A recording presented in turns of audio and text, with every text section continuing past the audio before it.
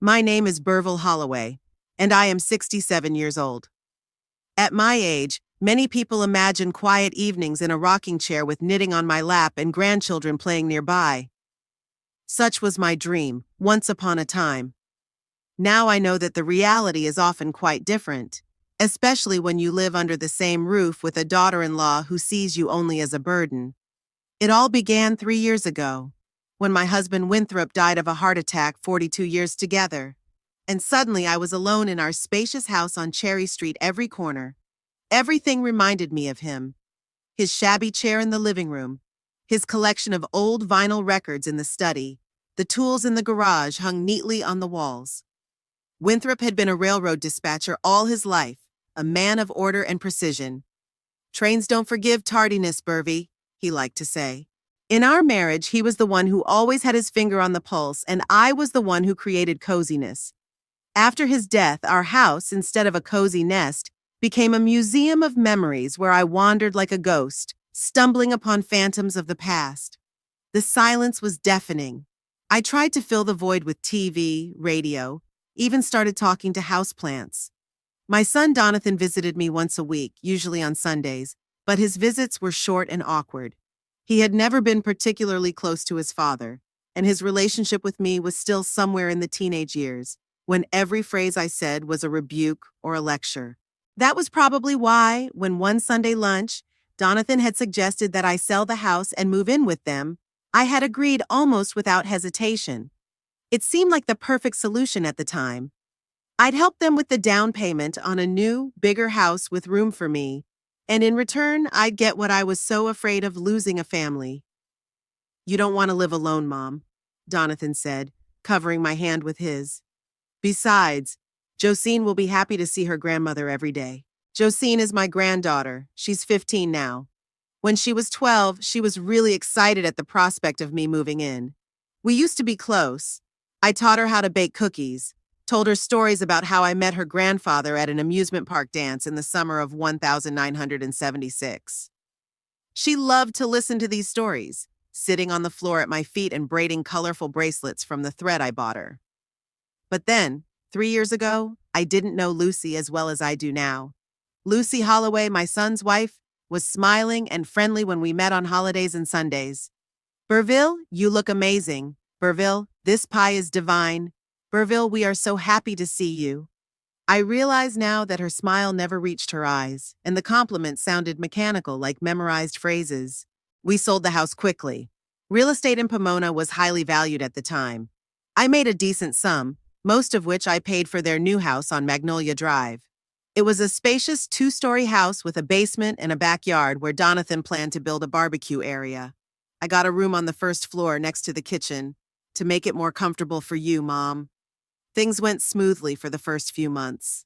I helped with the cooking, sometimes picked Josine up from school when Lucy was late at her nail salon. Yeah, my sister-in-law owns a little salon on the outskirts of Pomona.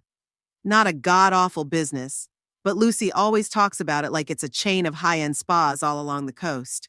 Donathan works for a plastic window company and is in charge of inventory control. It's a tedious job, but stable, he says.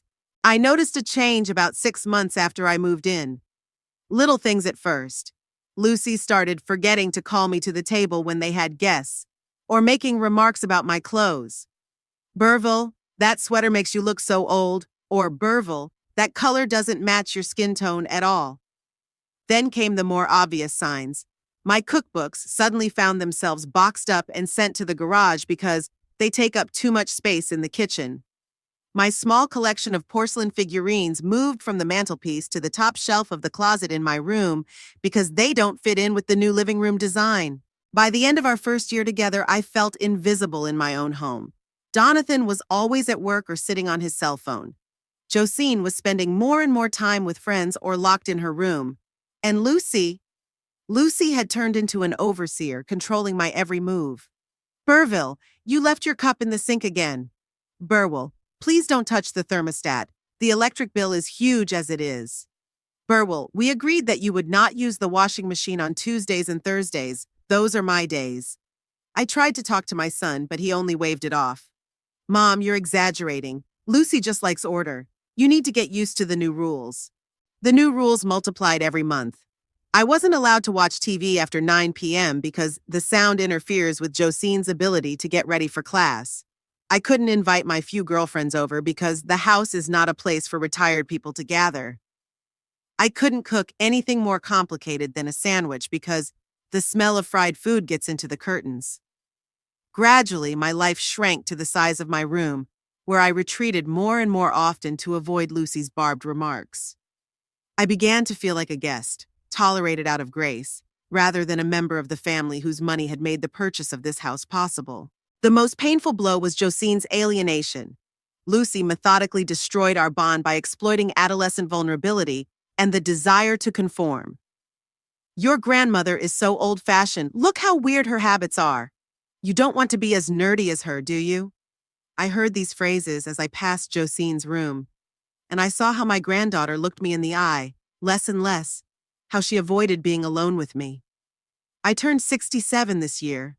I didn't expect much, maybe a modest family dinner, maybe a card drawn by Josine, like in years past.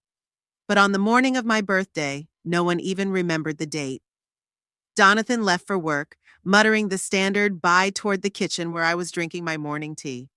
Josine ran off to school without even eating breakfast. Lucy was in front of the mirror in the hallway, applying another coat of lipstick. "Burville," she said without turning around, "we're having guests tonight. Nothing fancy, just a little dinner with friends." I nodded, though she couldn't see it. "It would be nice if you made your apple pie. Everyone always praises it." It sounded almost like a compliment, and I felt a slight warmth in my chest. Maybe they remembered after all? Maybe this was their way of surprising me. "Of course, Lucy," I said. "I'll bake a pie." I spent the whole day in the kitchen preparing not only the pie but also other dishes that I knew Donathan and Josine loved. By 5 o'clock, the house was filled with the aromas of vanilla, cinnamon, and stew. I even dressed up a little, wearing a blue dress that Winthrop had always found particularly elegant. For once, I felt needed and important. Lucy returned around 6, laden with bags from the supermarket. "Oh, you've already done all the cooking," she said, glancing around the table. "But I bought ready meals from the delicatessen section. Everyone loves their canapés and salads." My heart sank, but I tried not to show it. "That's okay," I said. "More food isn't a problem." Lucy pressed her lips together, eyeing my outfit. "Are you going to sit at the table like that?" "What's wrong with it?" I asked, looking at my dress. It's very formal for a home-cooked dinner, don't you think?" She shook her head. "Anyway, before the guests arrive, could you go down to the basement and see if the heater's working? Mabel's always freezing, and we want to show them the wine cellar that Donathan had set up." The wine cellar was my son's pride, a small room in the basement where he kept a dozen bottles of cheap wine bought on promotion at the supermarket. But he liked to show it off to guests, talking about bouquets and tannins with the air of a connoisseur. "Okay," I agreed, heading for the door to the basement. The stairs were steep and poorly lit. I descended carefully, holding onto the railing. It was cool and damp downstairs, despite Donathan's best efforts to make the place presentable. I found a space heater in the corner and turned it on, checking to see how quickly the coil heated up. Suddenly, I heard the door creak open and Lucy's footsteps. "Burville," she called. "Did you find the heater?" "Yes, it's working," I said, climbing a few steps. But before I could get any higher, the door slammed shut with a loud bang, and I heard the click of the lock. "Lucy?" I called out, coming to the door. "Lucy, the door has slammed!" "I know, Burville," came a voice from the other side. There wasn't a trace of worry in it. "It's just the way it was meant to be." "What?" I couldn't believe my ears. "Open the door, please." "I'm afraid not," Lucy said in the tone of voice used to explain obvious things to small children. "We have important guests coming tonight, and frankly, you'd spoil everything with your presence. Always interrupting, telling your endless stories of the good old days. It's tiresome, Burville." I stood there numb with shock and humiliation. "But it's my birthday," I said quietly. There was silence at the door for a moment. "Oh, so that's why you're dressed up," Lucy said with a slight chuckle. "The party isn't for you, Burville. We just wanted to get some friends together, and your birthday is, well, let's just say it's not a very important occasion." I felt tears coming to my throat, but I held them back. I didn't want to cry in front of that woman, even if she couldn't see me now. "When are you going to let me out?" I asked, trying to keep my voice firm. "When the guests had left," Lucy answered. "Don't worry, you won't starve to death in one night.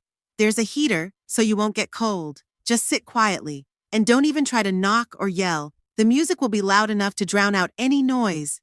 By the way, I told everyone that you've gone to a friend's house for the weekend, so don't even think anyone will be looking for you." Her footsteps drifted away, and I was alone in the semi-dark basement lit only by a dim bulb and the orange glow of the heater. Rage, resentment, and helplessness came over me in a wave. How could she? How could my own son allow me to be treated like this? Was I really that insignificant to them? I slowly sank down into an old chair that stood next to the wine cabinet. My hands were shaking, whether from anger or fear. At that moment, I felt a vibration in my dress pocket. My cell phone. I had completely forgotten about it. The small, old smartphone Donathan had given me when he'd bought himself a newer model. "You don't need more than that, Mom. Just for emergency calls." It wasn't just a phone. It was a connection to the outside world, and a way to find out what was going on upstairs in my own home while I was locked up here like an unwanted item hidden out of sight. Holding the phone in my hands, I felt a strange calmness, as if gaining that small piece of control allowed me to gather my thoughts. A little over a month ago, I'd installed security cameras in the house, small, almost invisible devices that could easily be hidden on a bookshelf or behind a picture frame. And I didn't do it out of paranoia, as many might think, but because of a series of strange disappearances. First, my pearl earrings, Winthrop's 30th wedding anniversary gift, disappeared. I remembered exactly that I'd left them in the jewelry box on my dressing table. When I asked about them, Lucy rounded her eyes and said, "Burville, you probably just forgot where you put them. That's normal at your age." Then the brooch my mother had given me before she died went missing. Then a bottle of expensive perfume I'd saved for special occasions. The little porcelain statue of a ballerina on my bedside table. Every time Lucy and Donathan offered the same explanation, "I forgot. I moved it. It was my own fault." But the last straw was the disappearance of my diary. I had kept it since I was 17, a thick leather-bound notebook where I wrote down my thoughts, my fears, my joys, where I pasted dried flowers and tickets from memorable events. This diary was a part of me, my story. Then one morning I discovered it wasn't in its usual place in my dresser drawer. I turned the whole room over, then the whole house as far as I was allowed. The diary was nowhere to be found. When I turned to Donathan in desperation, he shrugged. "Mom, it's just an old notebook. Maybe you accidentally threw it away while cleaning?" But I would never throw away my journal. Never. That's when I decided to take action. My old friend Elspeth, whom we met back in the gardening club, helped me buy miniature security cameras. Her son owns an electronics store, and it was no problem for her. "Do you have a smartphone, Burvey?" she asked. "Then you can look at the footage anytime you want." Elspeth, on the other hand, helped me install an app and set up the cameras so they would activate when I moved and send notifications to my phone. We installed 3 cameras, one in my room, aimed at my closet and dresser, one in the living room with a view of the mantelpiece where my remaining figurines stood, and one in the kitchen, just in case.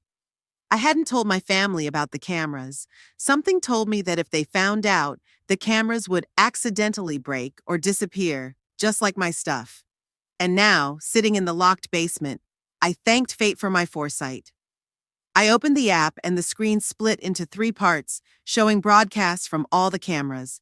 The living room was already filled with people. I counted about 15 guests, mostly Lucy's friends from her salon and a few of Donathan's coworkers. My pie stood untouched in the corner of the table, and next to it were the exquisite canapes Lucy had bought. I turned up the sound on the camera in the living room. The music did play loudly, but I could still make out the occasional conversation when someone was close to the camera. "Where's your mother-in-law?" asked a woman with bright red hair I hadn't seen before. Lucy rolled her eyes theatrically. "She's at a friend's house, thank God. Honestly, it's a real treat to have an evening without her endless stories about my dear Winthrop." The redhead laughed and they walked away. but I could already feel my cheeks burning with humiliation. I shifted my gaze to the kitchen, where Donathan was opening a bottle of wine. Mabel, the neighbor to his right, a woman about my age with whom we sometimes exchanged pleasantries over the fence, approached him. "Donathan, where's Burville?" I brought her a small gift. My son froze for a moment, then turned with a strained smile. "She's visiting a friend in Riverside. You know, Mom's been so outgoing lately." He grinned as if it were an amusing joke. "Oh," Mabel looked disappointed. "It's strange that she left on her birthday. I thought—" "Birthday?" Donathan interrupted her, and I saw his face go a little pale. "Oh, right. Yes, we'd celebrated in advance last weekend. A small family dinner, just the way she likes it. Lies. Pure lies." Donathan and Lucy had gone to the coast last weekend, leaving me alone with Josine, who spent most of the time at her friend's house anyway. Mabel nodded, but I could see in her eyes that she didn't quite believe it. "Give her this when she gets back," she said, holding out a small package. "It's just lavender tea. Burville had mentioned once that she loved it." My eyes filled with tears. A stranger remembered my preferences and my birthday better than my own family. I swiped my finger across the screen, switching between cameras. Josine sat in the corner, tucked away on her phone, a look of obvious boredom on her face. She'd never liked Lucy's parties. Too many adults, too many fake smiles and strained conversations. Suddenly, my attention was caught by a new guest who had just walked through the door. A tall, lean man with dark hair slicked back and sharp facial features. He was wearing an expensive suit that nevertheless looked slightly out of place in the casual atmosphere of the house party. I recognized him immediately. Drake Cambleworth, my financial advisor. The man who, on Donathan's recommendation, had helped me manage the money from the sale of my house. After Winthrop's death, I was so distraught that I gratefully accepted my son's offer to find a trusted professional.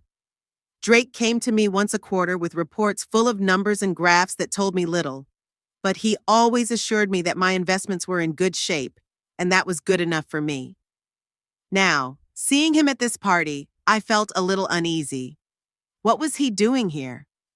As far as I knew, Donathan wasn't particularly friendly with him. Lucy greeted Drake with an enthusiasm that seemed excessive to me. She pecked him on the cheek and took him under her arm to introduce him to the other guests. But what really caught my attention was the way they looked at each other when they thought no one could see. Gazes too intimate for mere acquaintances. I switched the camera to the kitchen, where they found themselves a few minutes later, standing too close together at the refrigerator. "You're late," Lucy said. But there was no reproach in her voice, more playfulness. "The meeting ran late," Drake replied, looking over his shoulder. "Where is she?" "Don't worry, the old woman's locked in the basement. Thinks it's because of the party," Lucy grinned. "She has no idea that her precious son has agreed to send her to Pine Hills as early as next month." Pine Hills? The name sounded vaguely familiar. It took me a few seconds to remember. It's a nursing home on the outskirts of Pomona. Not a bad place, but not an elite facility. I was going to be sent there, without my knowledge or consent? "Is everything ready?" Drake asked. "Paperwork, power of attorney?" "Donathan will take care of it next week," Lucy said. "The lawyer's already done the paperwork. The old woman won't even know what she's signing. Let's say it's a renewal of insurance or something like that." "And if she says no?" Lucy shrugged. "Then plan B. You've seen how absent-minded she is. Sometimes forgets to turn off the stove or locks herself in the bathroom." She winked. "A couple more of those occasions and even the most picky judge would find her incompetent." A chill ran down my spine. I never forgot to turn off the stove, and I never locked myself in the bathroom. Were these incidents faked? Had they really gone that far in their desire to get rid of me? "Are you sure Donathan is fully on board?" Drake asked, lowering his voice. "He's a weakling," Lucy said dismissively. "Of course he has his doubts. She is his mother, after all. But he wants the whole house, unencumbered by an old woman. And most of all, he wants the money. Didn't you say there's still money left in the accounts? What she didn't put into the house?" Drake nodded. "About $150,000, plus Winthrop's monthly pension and insurance. Not a fortune, but enough to pay for Pine Hills for several years to come and still have enough left over for home improvements and maybe a new car." "A new car?" My money that I've been saving all my life, the money Winthrop earned, will go toward a new car for Lucy? While I was rotting away in Pine Hills, I felt anger boiling up inside me, not just resentment or disappointment, pure, undiluted rage. How dare they? How dare my own son participate in this? Their conversation was interrupted when Josine entered the kitchen, clearly looking for something in the refrigerator. Lucy and Drake instantly pulled away from each other, adopting casual poses. "Josine, darling, what are you doing?" Lucy asked with a strained smile. "Looking for a soda," the girl mumbled, not looking at them. "There are drinks in the living room," Lucy said in a tone that brooked no objection. "There's only wine and that nasty mineral water," Josine said. "I want a Coke." "Josine, we don't—" "Let her have it," Drake interrupted with sudden gentleness. "Isn't that what parties are for? For everyone to get what they want?" He winked at the girl, and I noticed Josine flinch slightly before grabbing the can of Coke and hurrying out of the kitchen. That brief interaction gave me a new wave of unease. There was something unpleasant about the way Drake was looking at my granddaughter. Something predatory. I switched back to the living room, where Donathan was now talking to a coworker, a full-figured man in a plaid shirt whose name I couldn't remember. "And what about your mother?" the coworker asked. "Does she still live with you?" Donathan sighed, sipping from his glass. "For now, yes. But we're thinking about a nursing home. She'd be better off there. Professional care. Socialization with her peers." "Is she okay with that?" "Not really," Donathan grimaced. "But frankly, she doesn't have much choice. Her money is mostly invested in this house, and it's not in her name. Legally, it's our property. Lucy's already found a nice place with a garden and everything." "It doesn't sound cheap," said a colleague. "Yes, but Mom has a pension and some savings, and as Lucy said, she's done enough for us. It's our turn to decide what's best for her." I couldn't believe my ears. My turn? After everything I'd given away? After selling the house where I'd lived most of my life, where every corner reminded me of Winthrop? After giving them almost all the money from the sale, leaving myself only a small amount for a rainy day? Outrage overwhelmed me, but I felt fear at the same time. If they did decide to declare me incompetent, as Lucy had implied, I would have no legal rights. They would be able to manage my money, decide where I lived, what I ate, when I slept. I switched the camera back to the kitchen, where Lucy was now talking to a friend from the salon, a tall blonde with an excessive amount of jewelry. "So, if everything goes according to plan, we'll have the house all to ourselves by the end of the summer," Lucy said. "We can finally turn that awful room next to the kitchen into the spa area I've always wanted." "Would Burville really be okay with a nursing home?" the blonde asked, twirling a strand of hair around her finger. "Who cares?" Lucy snorted. "At her age, she should be used to the idea of the young making decisions. Do you know what she did last week?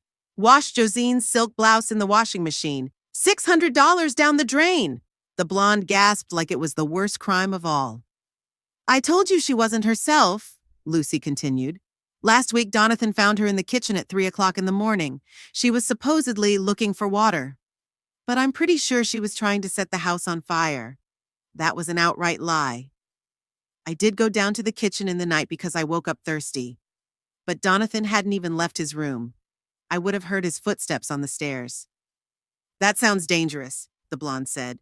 "What if—" Their conversation was interrupted when Drake walked into the kitchen. The blonde immediately found an excuse to leave, leaving them alone. "Your husband is becoming a problem," Drake said without preamble. "I just talked to him about Pine Hills, and he's starting to have doubts. Something about his mother deserving a better place." Lucy rolled her eyes. "He's always like that. First he agrees, then he hesitates. Don't worry, I'll get him out of here." "There's not much time," Drake reminded her. "The longer she's here, the greater the risk of her getting suspicious, especially with the translations." "What translations?" I was wary, though of course they couldn't hear me. "She won't suspect anything," Lucy said. "The old woman barely knows how to use a telephone. She doesn't even know how to check her balance online." That wasn't entirely true. I knew how to use online banking, but I preferred the traditional methods of calling the bank or visiting a branch. But now, locked in the basement, I was grateful that Lucy underestimated my technical skills. "What about the power of attorney?" Drake asked. Had she signed it? Not yet, Lucy answered. But Donathan promised to get it done next week. He said he'd ask her to update her medical power of attorney because of the recent changes in her insurance. She always signs anything he slips her. I clenched my teeth. Yes, I trusted my son. Trusted him to handle my finances, signed the documents he brought me, rarely reading the fine print. But now I knew I couldn't trust him or anyone else in this house. What if she refuses? Drake asked again. Then it's back to the plan with her absent-mindedness and dangerous behavior. Lucy lowered her voice. No one's going to believe an old woman who regularly forgets to turn off the gas or tries to leave the house in her nightgown. It could take time. We have time. The money isn't going anywhere just yet. Lucy smiled and put her hand on Drake's shoulder. You've taken care of it, haven't you? Still under your control? Drake nodded, but something like worry flashed in his eyes. Of course I am. I just don't like waiting around when everything could have been ours by now. Ours? Not your, but our? What does that mean? Does Drake have a claim on my money too? And what do you mean, under his control?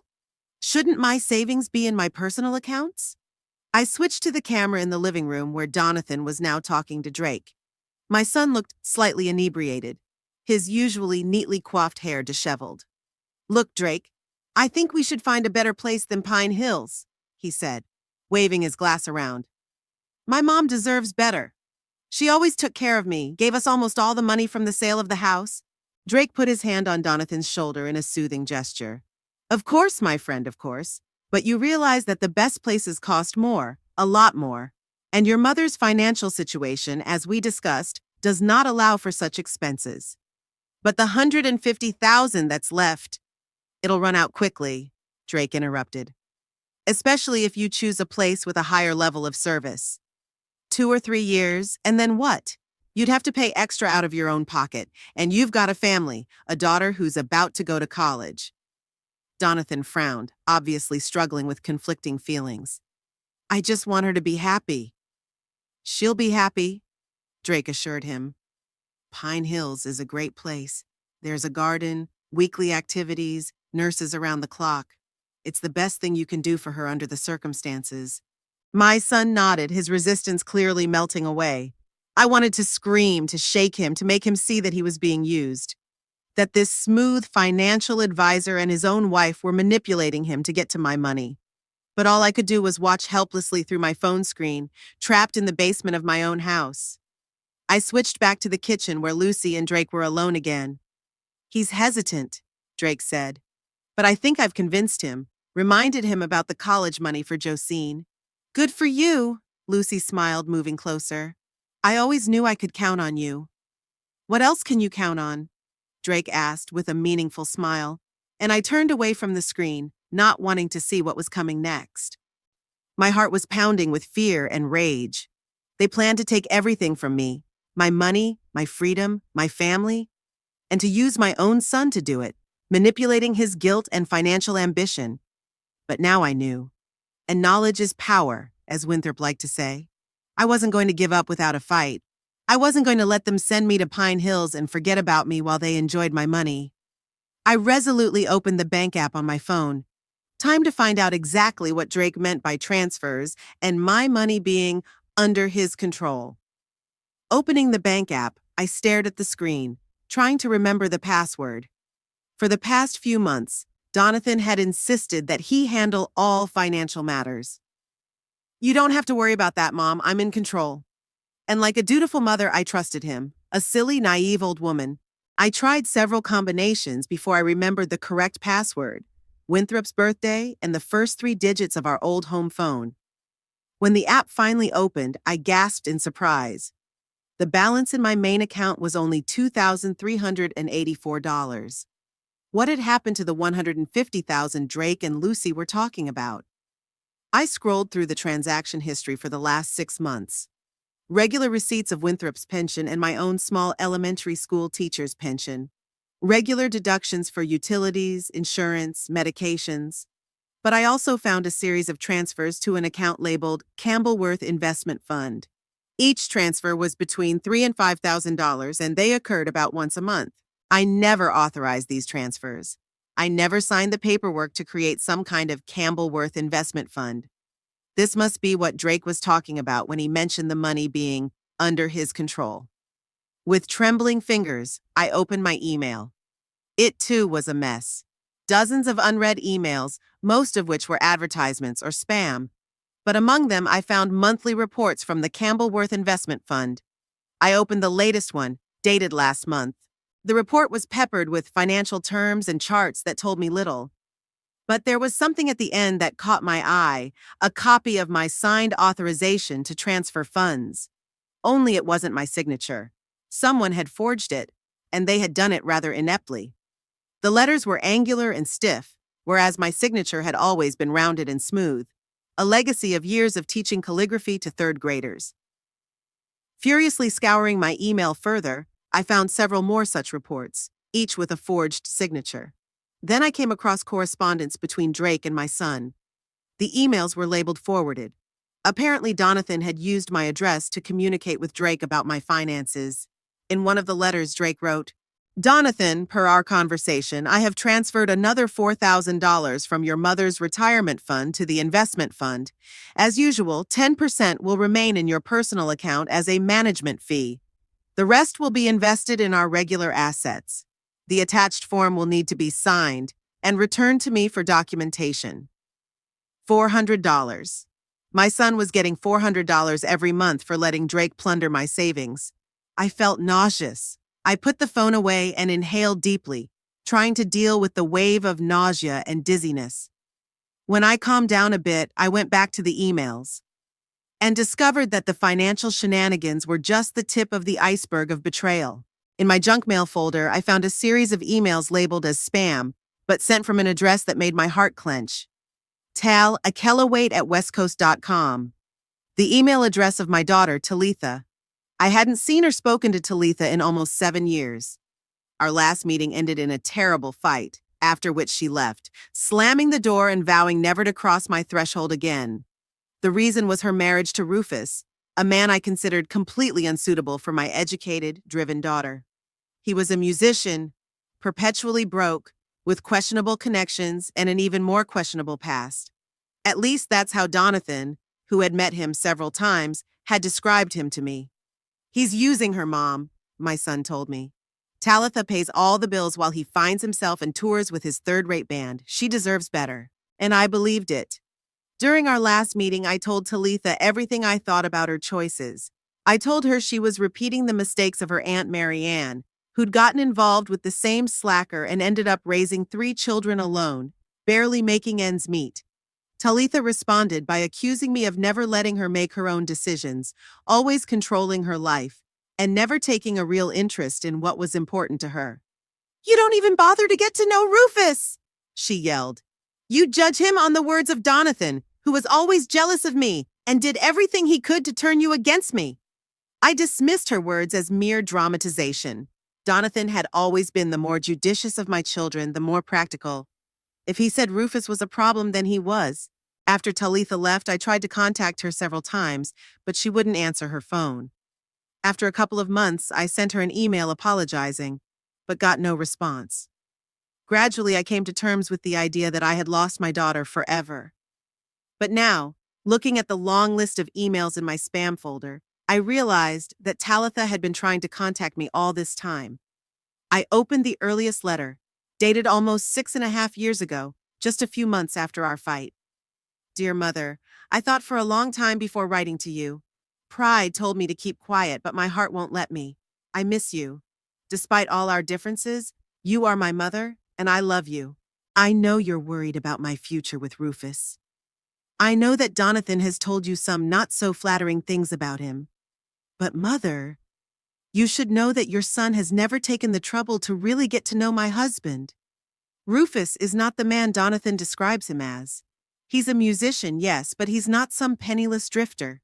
He teaches music at the Riverside School of the Arts, has a permanent contract and health insurance, and his third-rate band is actually quite successful in its genre. They play festivals regularly and have released 2 albums. I'm not asking you to love him right away. Just give it a chance. Come over for dinner, get to know him yourself, without the preconceptions that Donathan has put in your head. As for money, I'm not supporting Rufus as my brother claimed. We both work and contribute equally to the family budget. In fact, Rufus earned more than me last year thanks to royalties from his music used in a commercial. Please, Mom, let's try to make this right. Life is too short for such long grudges. Love, Talitha. Tears flowed down my cheeks as I finished the letter. All this time I had believed my daughter had cut all ties with me, while she was holding out an olive branch to me that I just couldn't see. I opened the next letter, dated a month later. Mom, I don't know if you received my previous letter. I've called several times, but Lucy always says you're busy or on vacation. Maybe you're still mad at me and that's your right, but I want you to know that when you're ready to talk, I'll be here. Rufus says hi. He never held it against you for what happened, says he understands your concern. Love, Talitha. Lucy, of course. She was intercepting Talitha's calls, saying I was busy or resting. She must have been setting up filters in my email so that emails from my daughter would automatically go to spam, and was doing all this while I was grieving the loss of contact with my own child. I continued to read the emails, each one a stab to the heart. Talitha wrote about her life, about her work, about Rufus. She wrote about how much she missed me, how she wanted me to be a part of her life. In one of her letters, dated about 4 years ago, she mentioned that she and Rufus were expecting a baby, my grandson or granddaughter, that I didn't even know existed. The ultrasound showed it was going to be a boy. We decided to name him Winthrop after Daddy. I so wish you were here for me at this moment, Mom. Rufus says it's not too late to make things right. Please call me. Boy. I have a grandson named Winthrop that I've never met.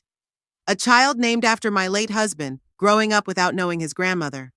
The thought took my breath away. The last letter was dated just 3 months earlier. Dear Mom, today little Winthrop turned 3 years old. He is growing up to be such a smart and inquisitive boy. He has your eyes, Mama, just as blue and piercing, and your smile. I show him pictures and tell him about you. He knows he has a Grandma Burville who lives in Pomona. Sometimes he asks when we are going to go visit you. I don't know what to say. I realize you probably don't read these letters.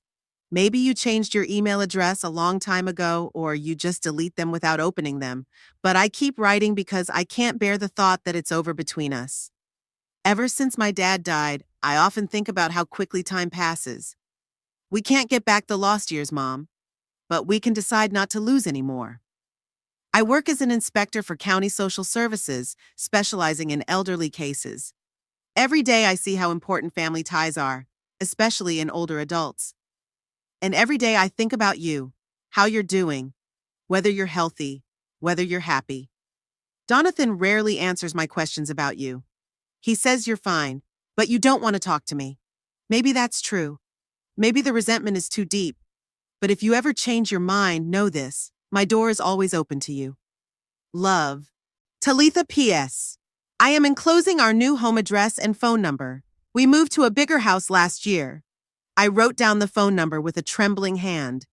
My daughter, my Talitha, had been trying to reach me all these years. And I thought she didn't want to see me. We lost so much time because of lies, because of Lucy and Donathan's manipulations. And Talitha works for social services, specializing in elderly cases. The bitter irony is my own daughter protects the elderly every day from the likes of Lucy and Drake, while her own mother has fallen victim to the exact same scheme. I went back to the banking app to understand the full extent of the financial shenanigans. In addition to regular transfers to the Campbellworth Investment Fund, I found other suspicious transactions. For example, monthly payments of $800 to a certain company, LDC Consulting. The acronym probably stood for Lucy Drake Consulting, a shell company set up to withdraw money from my accounts.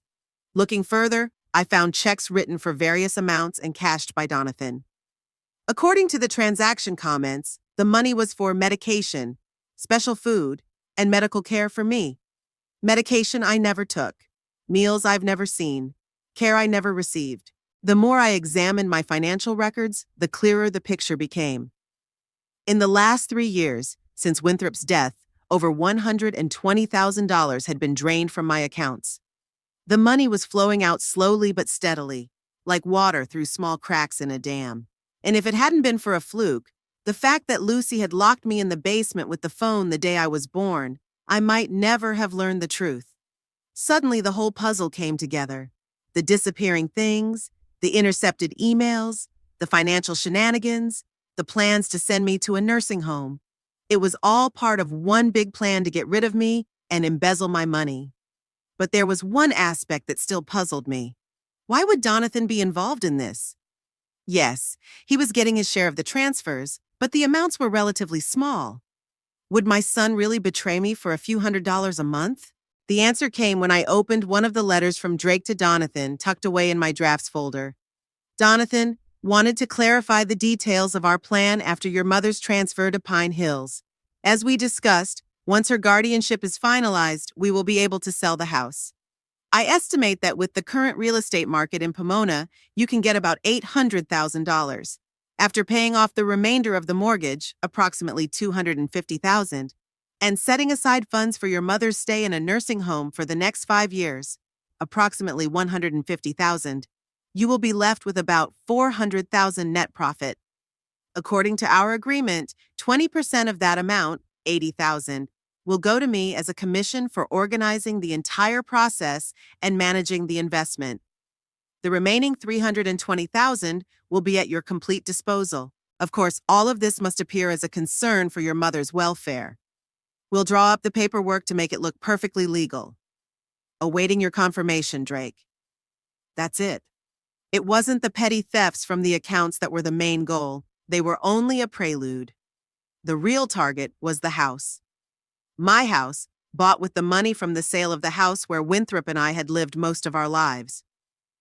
A house that was now worth almost double what it had been 3 years ago thanks to the rising real estate market in Pomona. $320,000. That's the price my son sold his mother for. That's what my freedom, my dignity, the rest of my life was worth. I put the phone away and closed my eyes, feeling the waves of anger, pain, and betrayal roll in one after another. How could he? How could my own son, the child I carried under my heart, the one I read bedtime stories to, the one whose broken knees I kissed, do this to me? But anger was quickly replaced by determination. I won't let them win. I won't let them turn me into a helpless victim. I have proof of their machinations. I have the phone. And I have a daughter who works for Social Security, specializing in cases just like mine. I picked up the phone again and found Talitha's number, the one she'd left in her last letter. My fingers trembled as I dialed the numbers. What would I tell her after so many years of silence? Would she believe me? Wouldn't she think I was just a senile old woman making up conspiracies? But I had no choice. I had to take the risk. Taking a deep breath, I pressed the call button and put the phone to my ear. 1 beep, 2, 3. Maybe she'd changed her number? Maybe she was at work or with her family.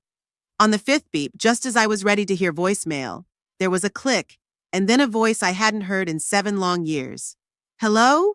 Talitha said warily, not recognizing the number. Talitha? My voice trembled.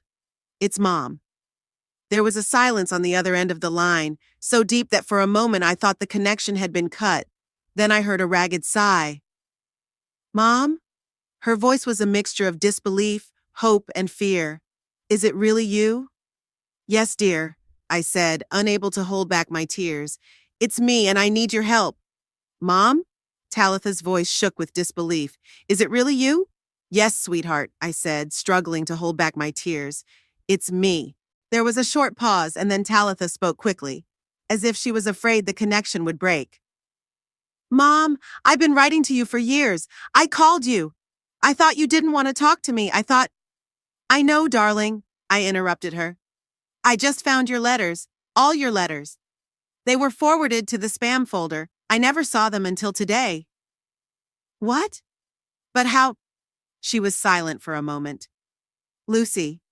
That's her, right? A bitter laugh escaped my chest. Yes, Lucy, and not just the letters. It's much worse than you can imagine. And I told her everything, about how I was slowly becoming a prisoner in my own house, about the missing things, about the cameras I'd installed, about being locked in the basement on my own birthday, about the overheard conversations between Lucy and Drake, about the financial fraud, about the plans to send me to a nursing home and sell the house. Talitha listened in silence, only occasionally exhaling in indignation or asking short questions. When I finished, there was a pause. Mom, she finally said, her voice firm and professional. What you are describing is a classic case of financial abuse of an elderly person. And then there's the psychological abuse and the restraint. It's a crime, and we can hold them accountable. Do you believe me?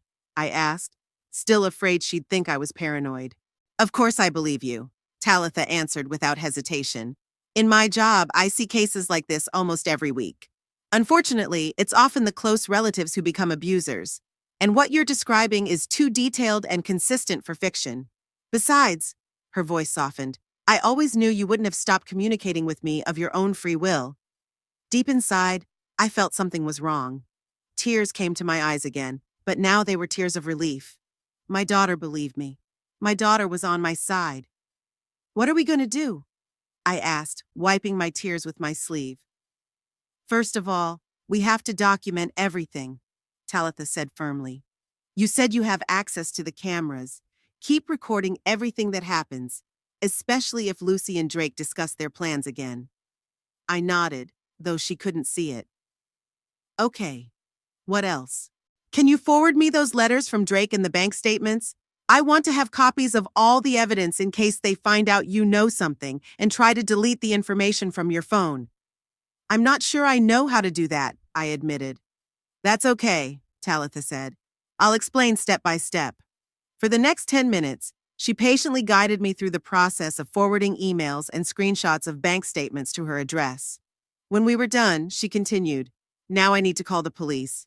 What they've done is unlawful imprisonment, and it's a serious offense. But before I do that, tell me, are you safe now? They can't come into the basement suddenly? I looked back at the heavy wooden door. The door was locked from the outside. Lucy said she'd let me out when the guests dispersed. But the party's in full swing now, so it's unlikely anyone will be coming down here anytime soon. All right. Sighs. Listen carefully, Mom. I'm going to call the Pomona police right now. I'm going to explain the situation and have them come to your house. Then I'm going to contact a lawyer who specializes in elder protection cases.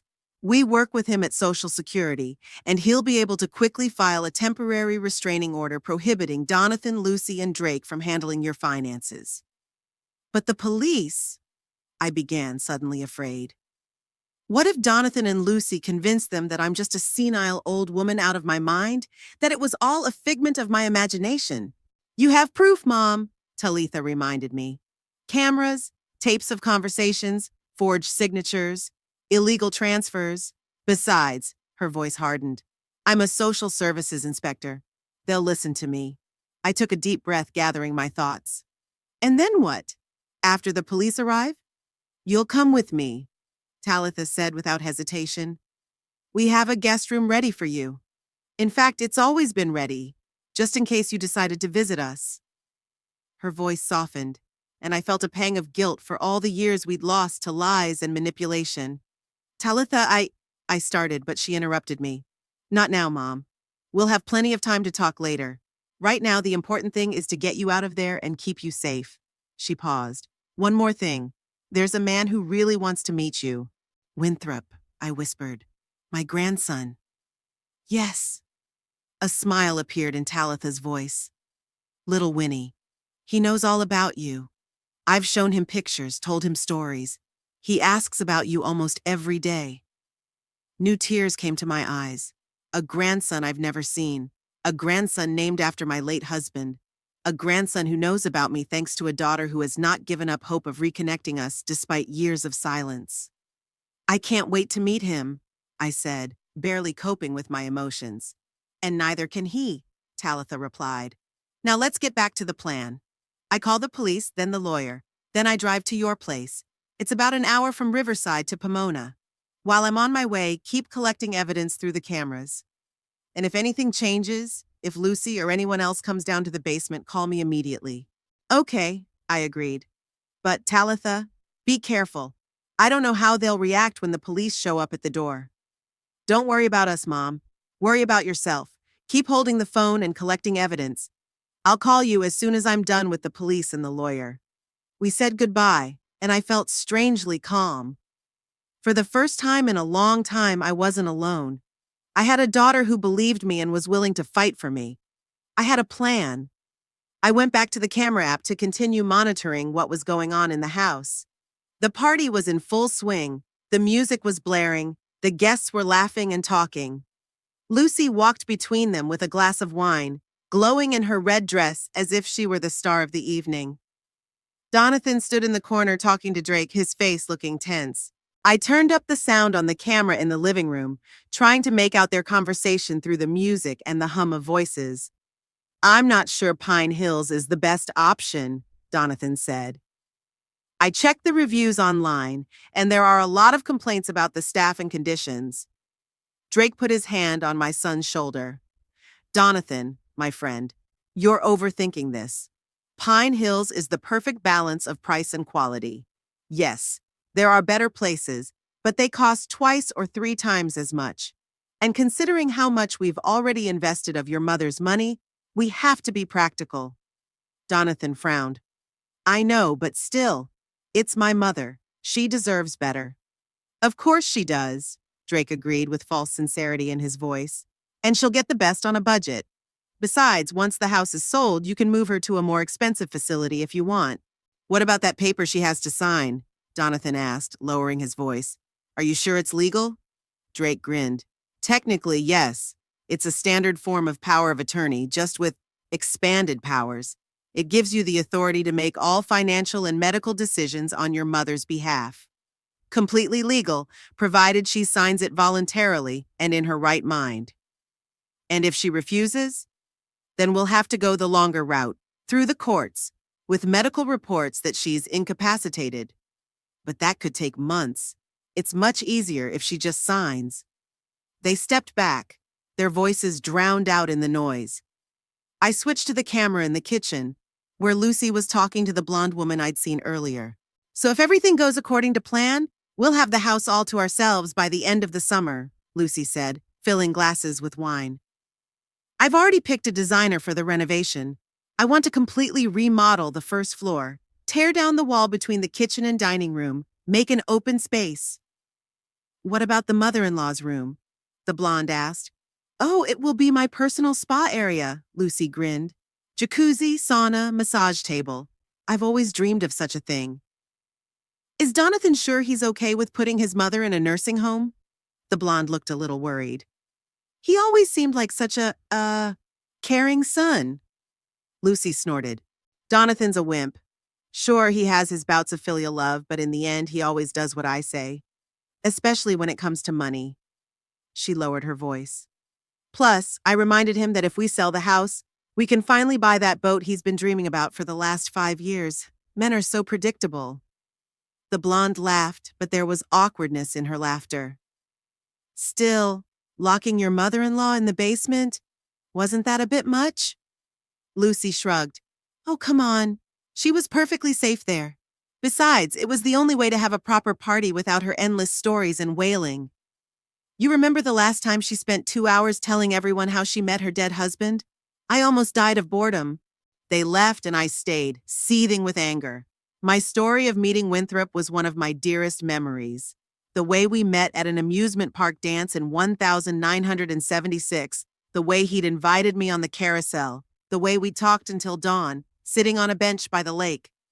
To Lucy, it was just a boring old woman story. To me, it was a treasure I kept in my heart. My phone vibrated. Talitha. Mom, I've contacted the police, she said without preamble. They are sending a patrol to your house. Should be there in about 20 minutes. I also talked to the lawyer, Adam Lawrence. He's filing an emergency restraining order prohibiting anyone but you from accessing your finances. It's a temporary measure, but it'll give us time to sort everything else out.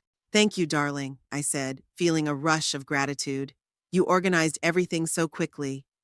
It's my job, Mom. I could hear the slight smile in her voice. I'm already in the car. I'm on my way to you. Stay in touch and keep recording everything that happens.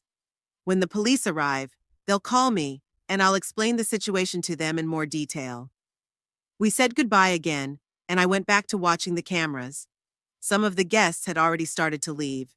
The party was coming to a close. I saw Drake walk up to Lucy and whisper something in her ear. She frowned, then nodded, and together they headed toward the stairs to the second floor. I didn't have cameras on the second floor, and I could only guess what they were talking about in private. Probably discussing the details of their plan or something more personal. The thought that Lucy might have been cheating on my son with his friend made my disgust for her even worse. Jonathan remained in the living room, seeing off the last of the guests. His movements were a little clumsy, a clear sign that he'd drunk more than usual. Mabel, our neighbor, lingered at the door. "It's a lovely party, Jonathan," she said. "But I'm still upset that I didn't get to wish your mother a happy birthday in person." My son looked embarrassed. "Yes, I'm sorry about that. I'll give her your present when she gets back." "Please," Mabel nodded. "And tell her I'm always glad when she stops by for a cup of tea. She seems so withdrawn. I'm worried about her." "There's nothing wrong with her," Jonathan answered too quickly. "It's just age, you know. Getting more withdrawn, less social." Mabel looked at him questioningly, but didn't insist. After she left, Jonathan sighed heavily and fell back on the sofa, his head thrown back. He looked tired and guilty. Maybe somewhere deep inside, my son still remembered what it meant to love his mother. Maybe not all was lost. That hope quickly faded when I saw him pull out his phone and start browsing something with a smile. Yacht club websites, probably. Or the boat catalogs Lucy had mentioned. I switched to the camera in the hallway and saw Josine coming down the stairs. She was in her pajamas, her long brown hair gathered into a careless bun. She walked cautiously past the living room where her father sat and headed for the kitchen. I followed her through the kitchen camera. Josine took a bottle of water out of the refrigerator and was about to leave when her gaze fell on the door to the basement. She froze, looking at the key in the lock. My heart jumped. Had she really guessed? Or had she heard Lucy talking about me? Josine took a few steps toward the door, then looked over her shoulder as if checking to see if anyone was watching. Then, to my amazement, she turned the key and opened the door slightly. "Grandma?" she called in a whisper. "Are you in there?" I almost dropped my phone in surprise. How did she know? I quickly tucked the phone into the pocket of my dress and rose to my feet. "Yes, Josine," I answered, trying to keep my voice low. "I'm here." The door opened wider and my granddaughter's face appeared in the dim light of the basement. Her eyes widened with shock when she saw me. "Grandma," she exclaimed, coming down the stairs. "You're really here. I heard Mom tell Drake she locked you up, but I hope she was just kidding." "Alas, she wasn't," I said bitterly. Josine came closer, her face contorted with worry and shame. "It's terrible. I can't believe she did this." She lowered her head. "And I can't believe Dad let her." "Your father, he's in a difficult situation," I said, not wanting to completely vilify Jonathan in my daughter's eyes, though he certainly deserved it. "No, grandmother," Josine shook her head. "Don't make excuses for him. I heard them discussing sending you to a nursing home." I heard Daddy agree, even though he didn't look happy, but he agreed anyway. I sighed. My granddaughter was smarter than I thought. "You're right, dear, and that's not the only thing they did." I paused, deciding how much to tell a 15-year-old girl. "They also, taking money out of my accounts without my permission." Josine didn't look surprised. I guess something was wrong. For the past few months, Mom had been getting expensive new things, and when I asked where the money was coming from, she said it was a lucky investment. Suddenly, Lucy's voice came from upstairs. "Josine, where are you?" My granddaughter flinched and looked at me fearfully. "She mustn't know I'm here," she whispered. "She'll be furious." I nodded, understanding her fear. Josine knew better than I what Lucy was capable of when she was angry. "Go away," I said. "Pretend you just went to the kitchen to get water." Josine hesitated, clearly torn between her fear of her mother and her reluctance to leave me in the cellar. "But what about you? I can't just walk away and leave you here." "It's okay," I assured her. "I have a phone, and I've already called Talitha. She's contacted the police. They'll be here soon." "Aunt Talita?" Josine's eyes widened even more. "But Mom and Dad said you haven't spoken to each other in years." It's a long story, I said. I'll tell it later. Right now, you'd better go before Lucy comes down to check. Josine! Lucy called again, her voice closer and more irritated. My granddaughter took a step toward the stairs, then turned back to me. I can't just leave you here, she said firmly. It's not right. The police will be here soon, I reminded her. I need you to be safe when they get here, please, Josine. Go. She was still hesitating, torn between her fear of her mother and her desire to help me. I could see the struggle on her young face, see her weighing her options, trying to make a decision that shouldn't have fallen on the shoulders of a 15-year-old girl. Josine, where are you? Lucy's voice came closer and closer, her irritation clearly audible. My granddaughter stood on the stairs, torn between fear of her mother and the desire to help me. Finally, she made a decision. I'll come back for you, Josine whispered. I promise. As soon as she went upstairs, she ran up the stairs, closing the door behind her but not locking it. I heard her meet Lucy in the kitchen. Where have you been? Lucy asked suspiciously. Just getting water, Josine replied, and in her voice I heard for the first time echoes of the lies she must have learned from her mother. I was thirsty. What took you so long? Lucy wouldn't stop.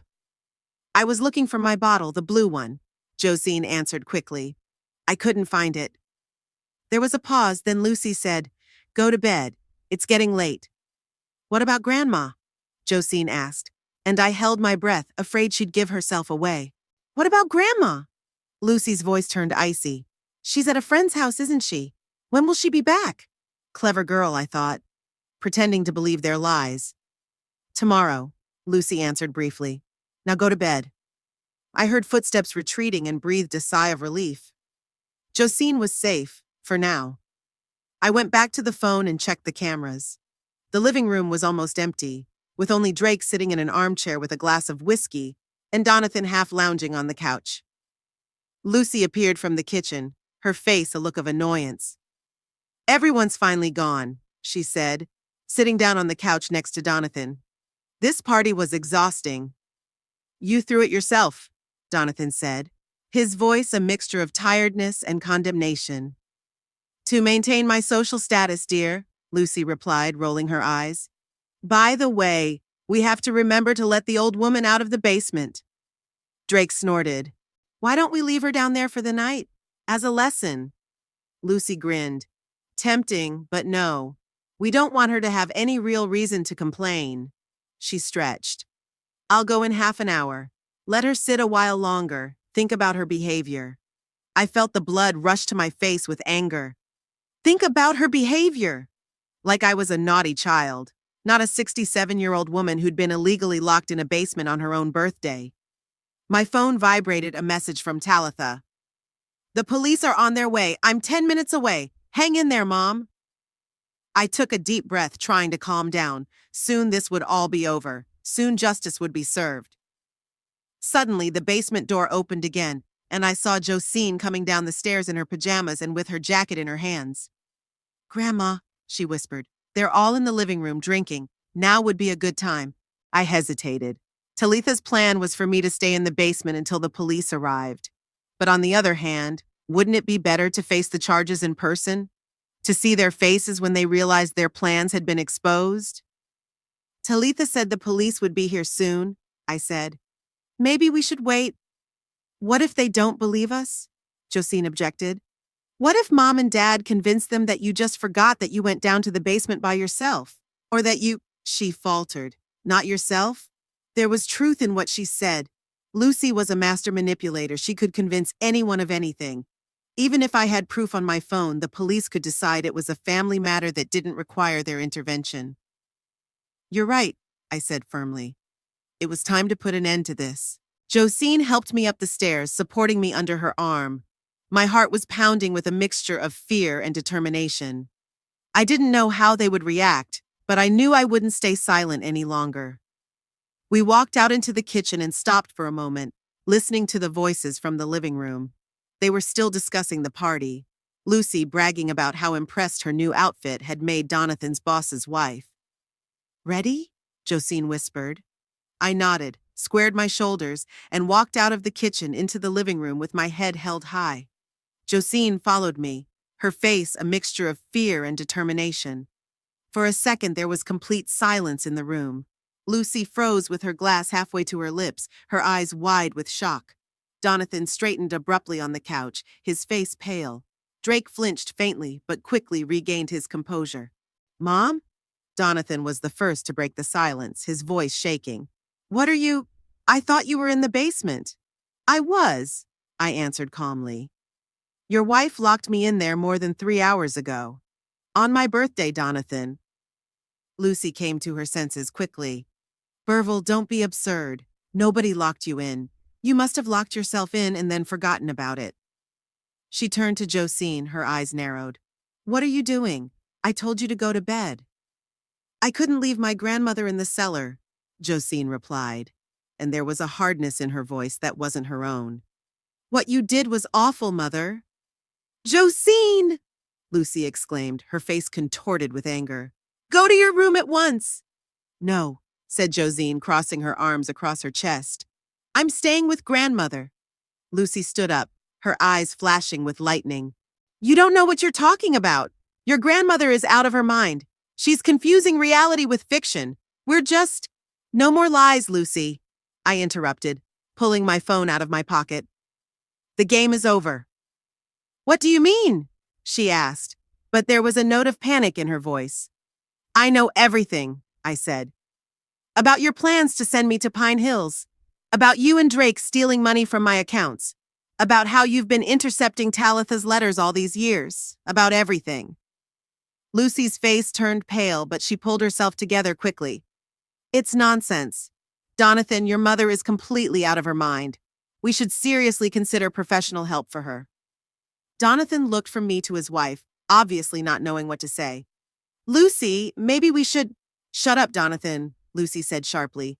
"You can see she's not herself." "Oh, I'm more than sane," I said, turning on the camera app on my phone. "And I have proof." I turned the screen toward them and they saw the kitchen camera footage of Lucy and Drake discussing the best way to get rid of me and take my money. "What the hell was that?" Lucy exclaimed, her voice rising an octave. "Were you spying on us? Put cameras in our house?" "My house," I corrected. "The house I bought with my money. And yes, I installed cameras after my stuff started going missing. Winthrop's pearl earrings, my mother's brooch, my journal. Did you think I wouldn't notice?" Drake finally spoke up, his tone deceptively calm. "Burville, you've got it all wrong. We did discuss the possibility of transferring you to a specialized facility, but purely out of concern for your health. And as far as finances are concerned, all transactions were completely legal and with your consent." "My consent?" I laughed bitterly. "You mean those forged signatures?" I flipped through my phone and showed them a screenshot of a document with an obviously forged signature. "That's not my signature, Drake, and we both know it." For the first time, I saw his confidence shake. "These documents were signed by Donathan on your behalf, with your verbal consent. It's standard practice." "Liar," I said calmly. "I never gave such consent, and Donathan knows it." I turned to my son, whose face was now whiter than chalk. "Tell me, son, did you really think I wouldn't find out? That I would let you send me to Pine Hills, sell my house, and embezzle my money?" Donathan lowered his head, unable to meet my gaze. "Yeah, I thought it was best for everyone. You need supervision, and Lucy and I can't—" "Don't lie now," I interrupted him. "You weren't thinking about looking after me. You were thinking about money. About the $320,000 you were planning to get when you sold the house. About the boat you wanted to buy with the money." Josine's eyes widened with shock. "Dad, is it true?" Donathan didn't answer. His shoulders slumped under the weight of shame and exposure. Lucy, however, was not going to give up without a fight. "It's all lies," she said, though her voice sounded less confident. "You can't prove anything you say, and these so-called recordings can be faked. Who would believe a senile old woman against the word of 3 respectable adults?" "I will," came a voice from the front door. We all turned and saw Talitha standing in the doorway. Next to her was a uniformed police officer and a man in a strict suit, who I assumed was a lawyer, Adam Lawrence. "Talitha?" Donathan was clearly shocked by his sister's appearance. What are you doing here? Saving our mother from the three of you, she answered coldly. Then she turned to me with a warm smile. Mom, are you okay? I nodded, feeling tears come to my eyes from relief at seeing my daughter. I am now. Lucy quickly changed tactics, a fake smile appearing on her face. Talitha, what a pleasant surprise! We didn't expect to see you after all these years. I'm sure you didn't, Talitha replied dryly, especially since you've been intercepting my letters and calls all these years. She turned to the policeman. Officer Ramirez, this is my mother, Burville Holloway, the one I told you about. She was illegally locked in the basement by these three men. In addition, there was financial fraud, which we have documentary evidence of. The officer nodded and stepped forward. Mrs. Holloway, do you want to press charges against these men? Yes, I answered firmly. I do. Lucy's face contorted with rage. This is ridiculous. You can't just barge into our house and I interrupted. It's not your house. The man in the suit, whom Talitha had introduced as Adam Lawrence, interrupted her. According to the deeds I've examined, this house was purchased with Mrs. Burville Holloway's money, although it's technically in her son's name. However, given the circumstances and the evidence of fraud we will present in court, ownership may be challenged. He pulled documents from his briefcase. This is a temporary restraining order prohibiting anyone other than Mrs. Burville Holloway from accessing her financial accounts. Also, here is an order to preserve all electronic and paper documents related to her finances.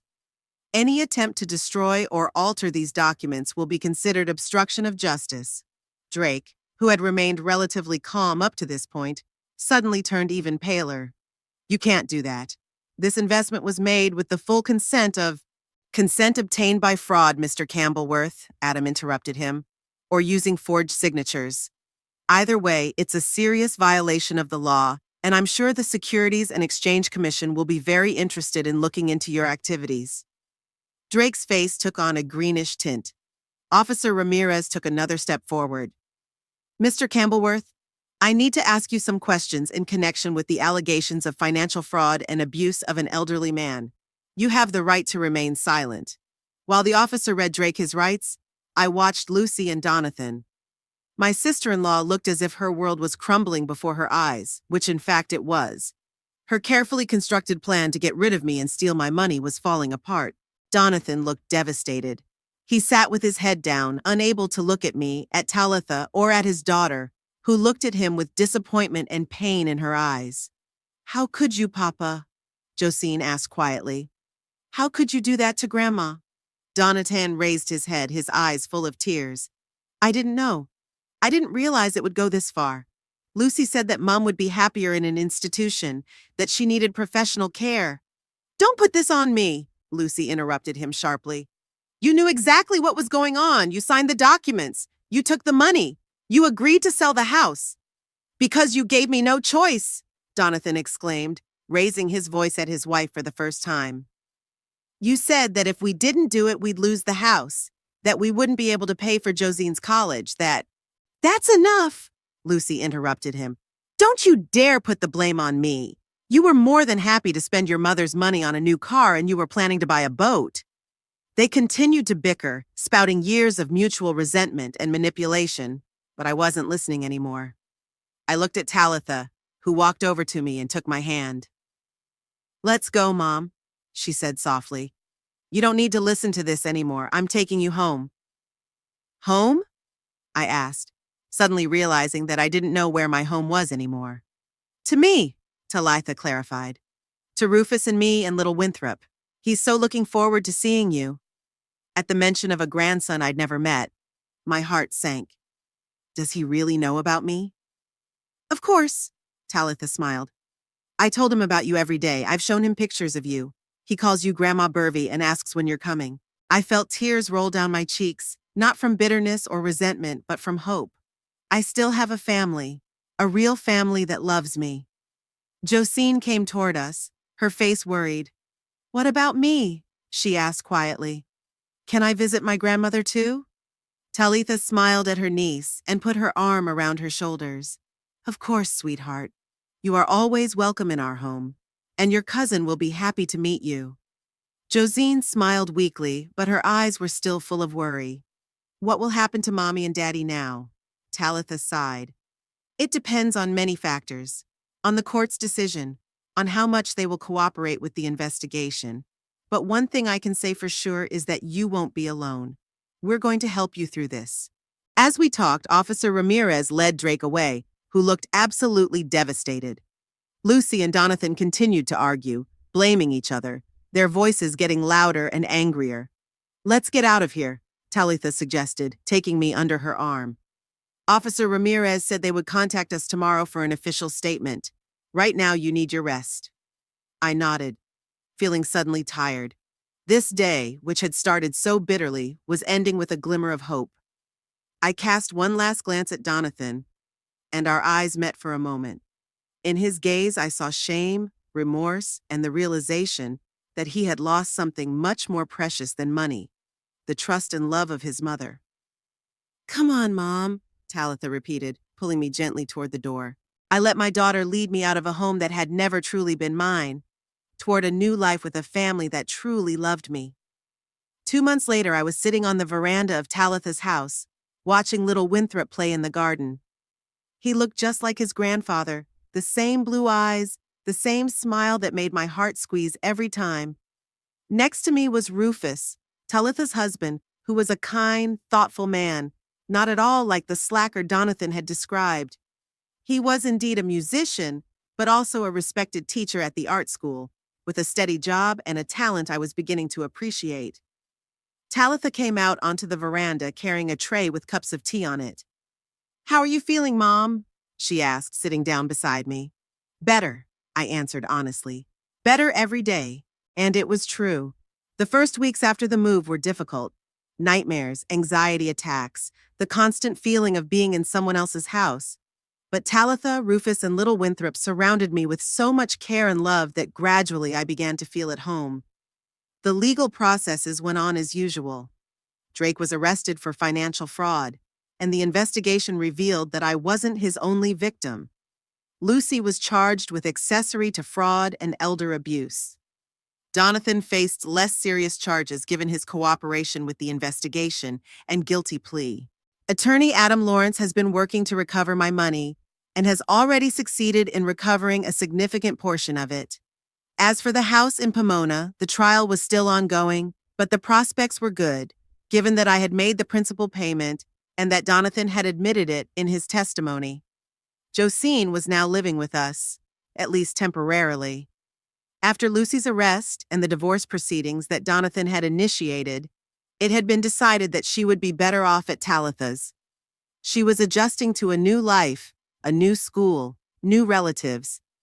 Sometimes at night I would hear her crying, and then I would sit with her, holding her hand, reminding her that she was not to blame for her parents' actions. Talitha worked to restore my financial independence. With her help, I opened new accounts that only I had access to. She also helped me make a new will and execute a power of attorney for her, a real power of attorney, with my real signature. There's another letter from Donathan, Talitha said, interrupting my thoughts. Do you want to read it? I hesitated. Donathan had written to me every week since I'd left. Long, remorseful letters in which he explained how he had allowed himself to be manipulated by Lucy, how the fear of losing his home and his inability to secure Josine's future had clouded his judgment. He asked for forgiveness but didn't insist on it, realizing that some things couldn't be forgiven so easily. Yes, I said at last. I'll read it. Talitha handed me the envelope and tactfully stepped back to Winthrop, giving me space. I opened the letter and began to read my son's familiar handwriting. I don't know if I can ever fully forgive him. I don't know if we'll be able to rebuild even a shadow of the relationship we had before greed and manipulation poisoned his soul. But I knew one thing. I would no longer let fear and doubt run my life. I would no longer be a silent victim. At 67, I was beginning a new chapter of my life. With the daughter I had gotten back, with the grandson I was just beginning to recognize, with a granddaughter I was trying to protect from her parents' mistakes. It wasn't the fall of life I had envisioned, but perhaps it was exactly what I needed. And as I looked at Winthrop playing in the garden, at Talitha holding Rufus tenderly, at Josine smiling more and more, I realized that true wealth was not in bank accounts or houses. It is in these moments, in these connections, in this love that no one can steal.